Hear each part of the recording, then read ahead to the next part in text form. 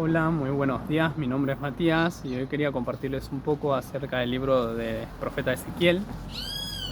Allí podemos ver ya desde un inicio cómo se nos dice que él es hijo de Buzi, en sí se lo relaciona con el sacerdocio sadoquita, el cual tuvo gran influencia en el reinado de Josías, que fue uno de los grandes reyes de Israel, que intentó que el pueblo se vuelva a Dios, que el pueblo se vuelva a la ley de Dios. El nombre de Ezequiel significa Dios es fuerte o Dios fortalece, lo cual es bastante pertinente para lo que tiene que pasar con este profeta, o sea, las situaciones difíciles que le ocurren y que le ocurren al pueblo. Así contextualmente hablando, él fue deportado a Babilonia, o sea, cuando invade Babilonia a Jerusalén. Él nos va a hablar desde Tel Aviv, a orillas del río Quebar. Él fue deportado en el 597 a.C., en el quinto año del reinado de Joaquín, si no me equivoco. Y bueno, eh, hay, se nos dice que fue parte de un grupo de 8.000 deportados aproximadamente en Segunda de Reyes 24:16. Hay una leyenda sobre que su tumba se encuentra en lo que sería ahora Irak. Parte de su ministerio coincide con el de Jeremías, entendiendo que él es deportado y llevado a Babilonia, y él habla de parte de Dios mientras está yendo deportado. En cambio, Jeremías permanece en Jerusalén. En sí, el mensaje de Jeremías había sido que Jerusalén se rinda, que Judá se rinda, pero no se querían rendir. Si se rendían iban a salvarse porque iban a ser deportados a Babilonia y iban a vivir. Si se quedaban en Jerusalén, lo que Dios había dicho era que iban a morir por espada, iban a morir por hambre o iban a morir por peste. Y bueno, Ezequiel es llevado, Jeremías es dejado, pero como una voz que habla allí en Jerusalén. Por otro lado, Daniel también va a ser llevado, se nos va a decir en el libro de Daniel, y él va a hablar en Babilonia y directamente con Nabucodonosor. Así que vemos cómo Dios utiliza a la gente en medio de diferentes situaciones, ¿no? Y nunca deja a su pueblo, nunca abandona a su pueblo.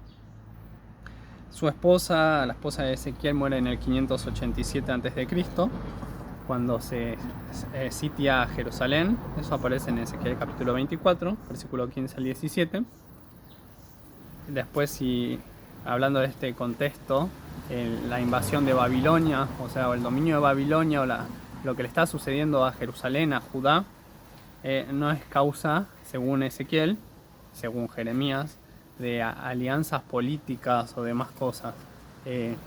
Es un problema que se da por la desobediencia del pueblo y la rebeldía del pueblo que tenía hacia Dios. El no cumplimiento del pacto con Dios, de la ley del Sinaí, la alianza del Sinaí, es lo que los llevó a esto. Y Dios los está corrigiendo. Nabucodonosor nada más es un instrumento para Dios. Después, si hablamos del análisis actual del libro de Ezequiel, algunos han intentado analizar a Ezequiel como personaje, algunos psicólogos, y han dicho como que tenía problemas mentales de alguna manera Ezequiel, porque son incomprensibles, digamos, todas las visiones que él tiene o las cosas de las que él habla. Pero si nosotros lo entendemos en su trasfondo bíblico, o sea, y Ezequiel como sacerdote y conocedor de las escrituras, él utiliza figuras que utilizaron otros profetas, él utiliza metáforas que utilizaron otros profetas, formas de hablar que utilizaron otros profetas. Un ejemplo claro es esto de la mano de Jehová o el espíritu de Jehová que vino sobre mí. Son cosas que utilizaba Jeremías, que utilizaba Eliseo, Elías. Después la simbología también era un rasgo de la profecía de aquella época. O sea, no es que Ezequiel estuviese mal de la cabeza. El tema es que si uno quiere analizar desde afuera, algo que hay que entender también en su vida, en su tiempo, es difícil. Y el uso del pronombre yo. Ezequiel habla como yo les digo tal cosa, pero también involucra a Dios. Dios dice tal cosa, pero o habla de yo, el Señor, digo, y lo mezcla con sus palabras. Yo digo, y se mezclan las palabras de Dios con las palabras de Ezequiel en el libro. Pero esto no es algo que no esté, o sea, que esté hecho sin querer. Lo que intenta resaltar el profeta al escribir las cosas de esta forma es la relación que tenía él con Dios, o sea, la relación así cercana, que la palabra que él decía intentaba ser fiel a la palabra de Dios, lo que Dios le decía a él. En sí, resalta la intimidad que tenía él como predicador con Dios. Después, si hablamos de la influencia bíblica, como decía, tuvo influencia del libro de Jeremías. Y en estas cosas, esta influencia del libro de Jeremías se puede ver en el trato que le da cuando habla de Judá e Israel como hermanas, también cuando habla de Judá como una mujer que adulteró o como una prostituta. Son rasgos que utiliza también el profeta Jeremías, los utiliza Ezequiel para referirse a la infidelidad de Israel para con Dios. También el llamado al profeta a resistir como una muralla, en el sentido de pues no lo van a tolerar y no lo van a escuchar. El rechazo absoluto también a la profecía falsa y engañosa, o sea, ambos profetas lo rechazan a esto. Y después otro rasgo que también comparten es el llamado a no mostrar un duelo público por alguien querido, que es lo que cumple Ezequiel al no hacer duelo público por su esposa. Después, si pensamos en dos cosas que son importantes resaltar de estos dos profetas que coinciden, es en relación a la responsabilidad personal que uno tiene delante de Dios. Esto se ve en Jeremías 31, 29 al 30, como también en Ezequiel 18, 2, que citan el mismo proverbio de que los padres comen las uvas y como a los hijos les salen las caries, como algo así, dando a entender que porque uno peca va a pecar el otro. Pero dicen que no es así. Ambos profetas dicen que no es así. La responsabilidad es personal, cada uno va a dar cuentas de su propio pecado. Ese es el asunto, ¿no? Otro tema es la restauración del pacto con Dios. Esto aparece en Jeremías 31, 31 al 34 y en Ezequiel 36, 26, que habla de que Dios iba a cambiar su corazón de piedra por un corazón de carne, que ya no iban a estar las leyes escritas en tablas de piedra, sino iban a estar escritas en los corazones de la gente. Que esto se da, entendiéndolo nosotros como cristianos, a través de Jesús, por medio del Espíritu Santo. Después, otra influencia que tuvo el profeta Ezequiel es que él, al ser sacerdote, conocía el Levítico, y varias de las cosas que él habla están relacionadas con el código de santidad de Levítico, que estos son el capítulo 17 al capítulo 26 de Levítico. Complejidades del libro de Ezequiel, si nos ponemos a pensar, hay varias a la hora de leerlo, porque utiliza varios géneros literarios, habla de oráculos proféticos, utiliza fórmulas jurídicas, imágenes poéticas, descripciones históricas que son precisas, alusiones a ideas o imaginación de ese tiempo, del mundo antiguo, como también a evaluaciones políticas y religiosas que él va haciendo. Y visiones, ¿no?, que él tiene hablando de Dios, o sea, visiones que son sorprendentes, extraordinarias, digamos. Después, si nos centramos en la estructura del libro, se puede dividir en 4 partes. Oráculos de juicio, capítulo 1 al capítulo 24-27. En segundo lugar, oráculos contra las naciones extranjeras, capítulo 25-1 al 32-32. Oráculos de restauración, esto está en el capítulo 33-1 al 39-29. Por último, el nuevo templo y el culto nuevo. Esto aparece en el capítulo 41 al capítulo 48-35. Ezequiel, digamos así, en general va recibiendo la palabra sistemáticamente, o sea, una y otra vez palabra de Dios para que comunique, digamos, también para él, ¿no? Pero hay algo particular, es que Ezequiel no se le pide que comunique la palabra a otro, casi no se le pide, sí se le pide, pero casi que no en muchas ocasiones. Y esto se puede deber a esa mudez que él iba teniendo, que podía ser así que le daba de repente, o era por tiempo prolongado, o sea, era esporádica o era una mudez prolongada, ¿no? Esto lo vemos en el capítulo 3:26 y hasta el capítulo 33:22, que deja de ser mudo. Ezequiel se le va la mudez cuando le anuncian que Jerusalén ha sido destruida, ¿no? Digamos que esto se da como en el 585, si no me equivoco. Después, algo a resaltar es que Ezequiel cita muchas fechas, como lo había mencionado, y se ven a lo largo de todo el libro las fechas que va citando, ¿no? Pues intenta ser de alguna manera cronológico o histórico al hablar de los acontecimientos y de las visiones que iba teniendo y la palabra de Dios que él recibía. Eso se ve en el capítulo 1, versículo 1 y 2, capítulo 3, versículo 16, capítulo 8, versículo 1, capítulo 20, versículo 1, 24, 1, 26, 1, capítulo 29, 17, capítulo 29, 1, capítulo 30, 20, capítulo 31, 1, capítulo 32, 1, capítulo 32, 17, capítulo 33, 21, capítulo 40, 1. Hay que también recordar, bueno, que esto ocurre como en un plazo de 20 años, todo esto que va hablando Ezequiel, que es lo que dura su ministerio.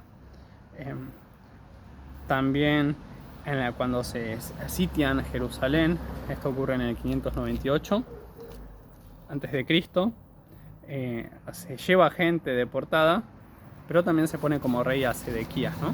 Que lo pone Babilonia, pero después se quiere como rebelar contra Babilonia, Sedequías. Lo cual está mal, que el profeta Jeremías corrige, ¿no?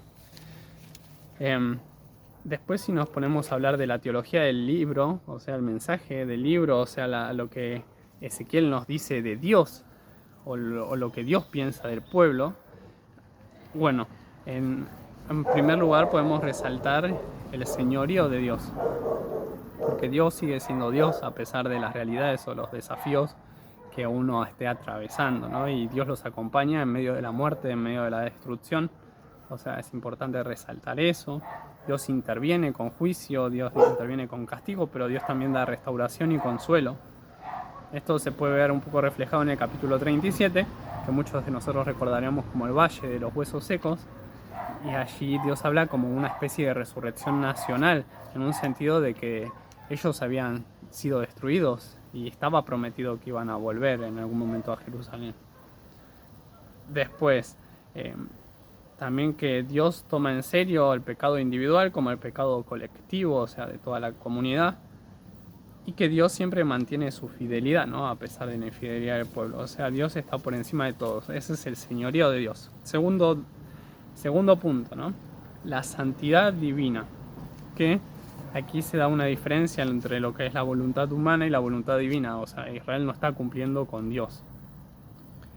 Y bueno, para mostrar la diferencia que hay entre Dios, las cosas que quiere Dios, las cosas que quiere el hombre, y la fuerza que tiene Dios y la fuerza que tiene el hombre, Dios le habla a Ezequiel como hijo de hombre, lo cual quiere mostrar lo frágil que es la humanidad, lo frágil que somos los mortales, digamos, o pasajeros, ¿no? Un día estamos y el otro no sabemos, y esa es la realidad. Y ahí también se ve lo de la santidad de Dios, porque hay que tener en cuenta que la santidad divina, antes de tener un significado de pureza en el sentido moral o ético, tenía un significado de algo sorprendente, algo maravilloso, algo inentendible, algo único. Eso era la santidad. Y es que eso es Dios, o sea, Dios es santo y 3 veces santo, dice en Isaías, ¿no? Entonces, por eso es que Ezequiel ya en el capítulo 1, cuando recibe una visión de Dios, o sea, si no me equivoco eran serafines, él habla de cosas como semejante a, esto es semejante a esto otro, esto es semejante a esto otro, pero no puede expresarse utilizando cosas nuestras porque es sorprendente lo que está viendo. Después, ahí también un punto a aclarar, que los profetas tenían entendido, o sea, y estaba bien claro ya por las escrituras, que nadie podía ver a Dios y vivir. Así que por eso entendemos que lo que Ezequiel ve son visiones de algo como de semejante a, pero no está viendo a Dios cara a cara. Eso hay que dejarlo claro. Después él utiliza el sustantivo santo para hablarle a Israel de que están pecando contra el nombre santo de Dios. Es lo que dice Ezequiel. Esto que aparece en el capítulo 20, 39, en el capítulo 36, versículo 20, en el capítulo 43, versículo 7. Y él aplica santo para decir el nombre santo de Dios. Están ofendiendo el nombre santo de Dios, o el santo nombre de Dios. ¿Por qué lo dice así? porque Ezequiel no se atreve a mencionar el nombre de Dios. Ella considera santo hablar sobre el nombre de Dios, ni siquiera es capaz de mencionar el nombre de Dios, porque él, al ser sacerdote, cumplía con la ley, y la ley decía: no tomes el nombre del Señor tu Dios en vano. Y entonces, para no tomar el nombre de Dios en vano, entendiéndolo, ¿no?, como nosotros, ¿no?, Yahvé, Yahweh, o como sea, él utilizaba esta expresión: el nombre de Dios. No, ustedes están ofendiendo el nombre santo de Dios, le decía al pueblo. Y es que es lo que estaban haciendo, ¿no? O sea, alude a la santidad divina sin tener que mencionar el nombre de Dios en vano. Hasta en eso tiene cuidado Ezequiel.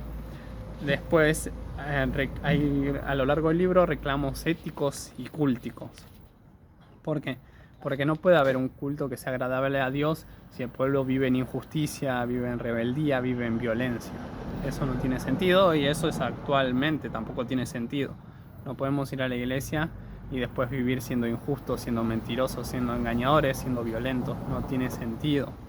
Hay que buscar cambiar y hay que pedir a Dios que nos ayude, porque solo no se puede. Lo otro es que no respetaban el sábado, que el sábado había que entenderlo como un día consagrado solamente a Dios, y ellos no lo respetaban.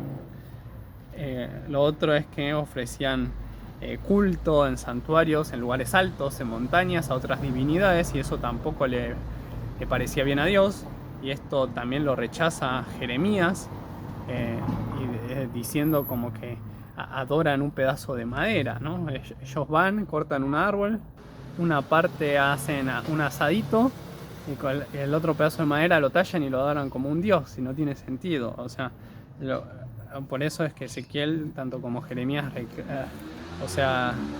rechazan la idolatría completamente, porque Dios la rechaza y porque es inentendible adorar a algo que es un poco más de la creación que hizo el Dios Todopoderoso, ¿sí? Otra cosa más es que profanaban el templo, porque Ezequiel es llevado hacia el templo en una visión, y él ve como en el templo hicieron pinturas de reptiles y de otros animales y los adoraban. Ve como a mujeres lloraban a un dios que se llamaba Tamuz. También, por otro lado, ve como 50 personas que están saludando al sol, o sea, idolatrando al sol. Y eso no le parece bien a Ezequiel. Está en contra, digamos, de la ley de Dios. No adoran al único Dios. Eso aparece en el capítulo 8. Bueno, después, hablando de la responsabilidad personal, lo que antes habíamos mencionado, o sea, los pecados de los padres, el hijo no tiene que pagar por los pecados de los padres, y tampoco el padre tiene que pagar por los pecados de los hijos. O sea, la responsabilidad con Dios es personal, es uno a uno. Y esto lo resalta Ezequiel en su libro. O sea, él es responsable de comunicar la palabra que Dios le da, y él la comunica cuando Dios le dice que la comunique, por más que nadie le haga caso. Y eso se le dice en el capítulo 3, versículo 27. Y el pueblo es responsable ante Dios de oír y de cumplir las cosas conforme Dios quiere que las hagan. Después, otro tema más a resaltar es el pecado humano y la misericordia divina. Esto aparece en el capítulo 16, versículo 54 al 63, que se nos habla del arrepentimiento y el perdón, digamos, que Dios le va a dar a Israel cuando Israel se arrepienta, ¿no? Y después el capítulo 33, versículo 10 al 16, es uno que les quiero leer, que va en relación a la conversión de la gente. Y dice así: Hijo de hombre, diles a los israelitas: ustedes dicen, nuestras rebeliones y nuestros pecados pesan sobre nosotros y nos estamos consumiendo en vida. ¿Cómo podremos vivir? Diles: tan cierto como que yo vivo, afirma el Señor omnipotente, que no me alegro con la muerte del malvado, sino con que se convierta de su mala conducta y viva. Conviértete, pueblo de Israel, conviértete de tu conducta perversa. ¿Por qué habrás de morir?, dice Dios.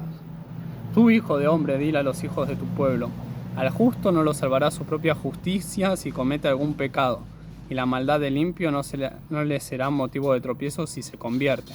Si el justo peca, no se podrá salvar por su justicia. Digamos, si yo le digo al justo vivirás, pero él se atiene a su propia justicia y hace lo malo, no se le tomará en cuenta su justicia. sino que morirá por la maldad que cometió.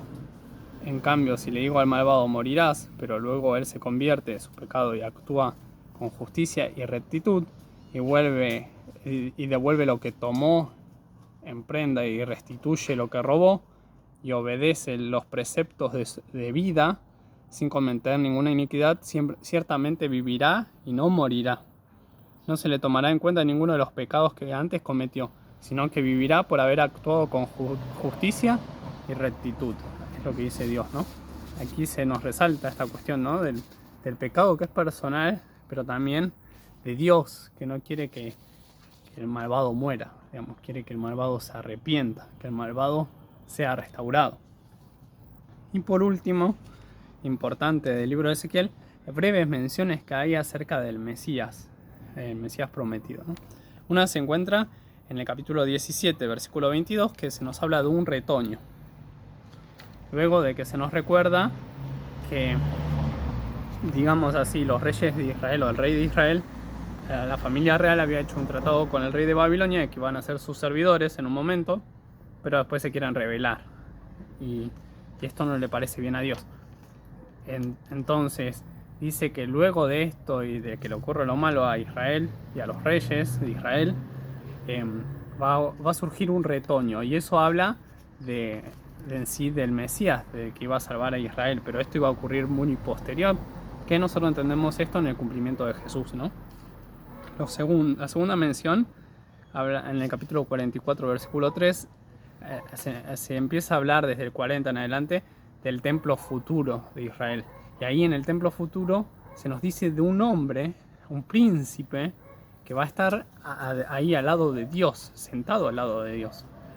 Y esto es una alusión también al Mesías. Y por último, en el capítulo 47, versículo 1 al 12, se nos habla de agua que surge en el umbral del templo, o sea, y se extiende y se va extendiendo. Dice que va a parar al mar muerto, esta agua que se extiende desde ahí, desde el templo, y que hace que el agua del mar muerto, que es sumamente salada, se vuelva agua dulce, y que por todo lugar donde pase esta agua dará vida. Y esta figura se utiliza también en un salmo, y también la utiliza Jesús. ¿Cuándo? En el Evangelio de Juan, el capítulo 4, versículos 13 y 14, que habla con la mujer samaritana, y él dice que el agua que va a dar hará que la gente que beba de esa agua no tenga sed jamás, ¿no? Sino que van a surgir dentro de él un manantial, un río de agua viva o de vida eterna, ¿no? Y esto se ve o se revela completamente en el capítulo 7 de Juan, versículo 37 al 39, que dice así: el que cree en él, o sea en Jesús, brotarán dentro de él ríos de agua viva, ¿no? Y se nos aclara que esta agua viva a la que se refiere era el Espíritu Santo que iba a descender después de que Jesús se fuera. Ese Espíritu Santo que él prometió a todos los que creen en él, en el sacrificio que él hizo en la cruz por nosotros. Así que les animo a tener en cuenta estas cosas, tener cuidado, tener conciencia, digamos, de que Dios está presente en medio de toda situación, o sea que nunca nos abandona a pesar de nuestras fallas, pero también buscar ser santos como Él es santo. Intentar no mencionar su nombre en vano, o sea, entender que no debemos ceder ante la idolatría. Algunos idolatran a su pareja, quizás no sea un Dios, pero tratan como Dios. Otros a su celular, otros a sus redes sociales, otros a algún amigo, otros a algún trabajo, otros a algún proyecto. Tener cuidado con la idolatría, digamos, ¿dónde está nuestro corazón, no? Porque dice así la palabra: donde esté tu tesoro, allí estará tu corazón. Si nuestro tesoro está en Dios, Dios está en nuestro corazón, ¿no? Nuestro corazón en Él. Entonces, buscar ello, tener en cuenta que la responsabilidad es personal. Si bien nuestro pecado afecta a otros, primordialmente es nosotros con Dios, y nosotros estamos ofendiendo a Dios cuando pecamos.